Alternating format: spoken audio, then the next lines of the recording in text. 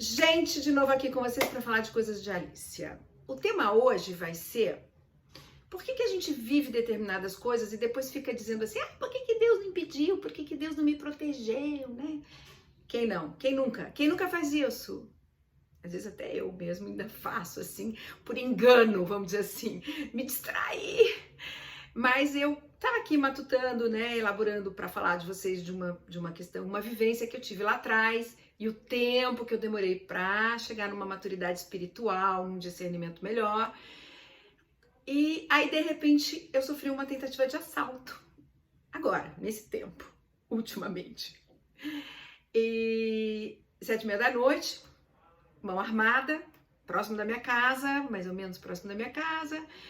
E não aconteceu nada, ninguém se machucou, levaram um objeto pequeno de pouco valor, enfim. E aí a gente vai embora, super, né, traumatizado e fica se perguntando assim, mas por que tem que passar por isso? E às vezes é pior, porque não somos nós que nos perguntamos, às vezes as pessoas nos perguntam, mas você não é cristã? Deus não te protege? Pois é, gente, mas olha só, Deus me protegeu, ninguém se machucou, nada foi roubado e teve um livramento. Então, vamos lá, no mundo tereis aflição, no mundo tereis aflições, na verdade é no plural, né, gente?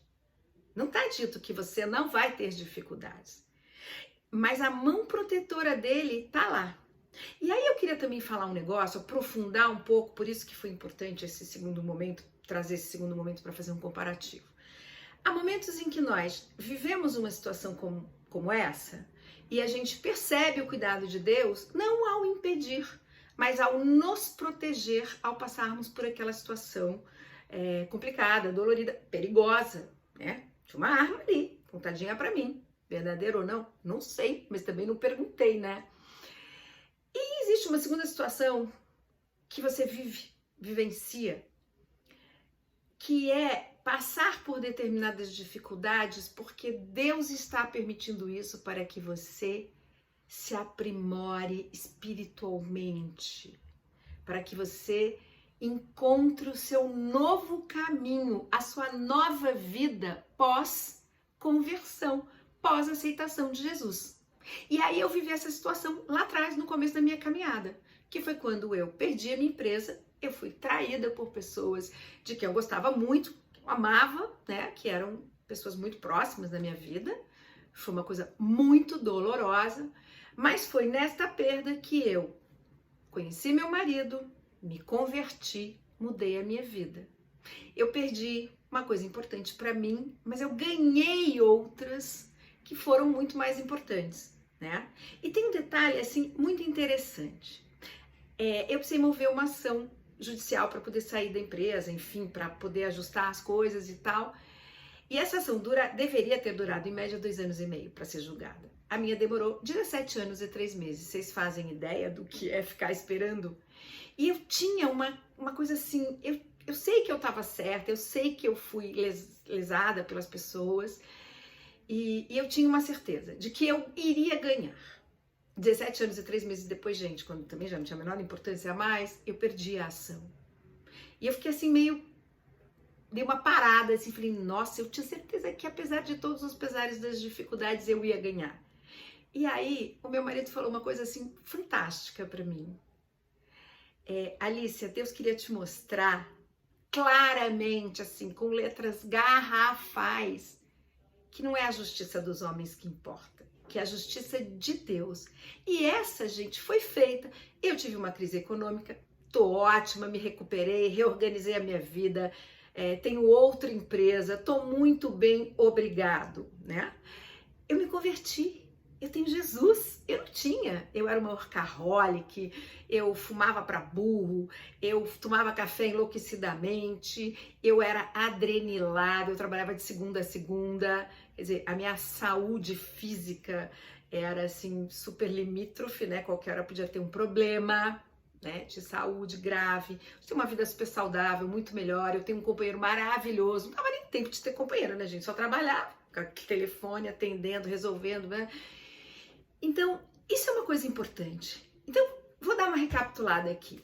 quando as pessoas te perguntarem cadê o seu Deus que não te protegeu, explica para eles que o seu Deus, ele pode fazer duas coisas diante, ele pode fazer muitas, mas a minha vivência aqui, né, são duas situações que são sempre meio que se repetem. Ele pode te proteger do acontecimento, como no caso do assalto, saímos todos bem, todos vivos, sem prejuízo, podiam ter levado meu celular, minha carteira, minha bolsa, tudo.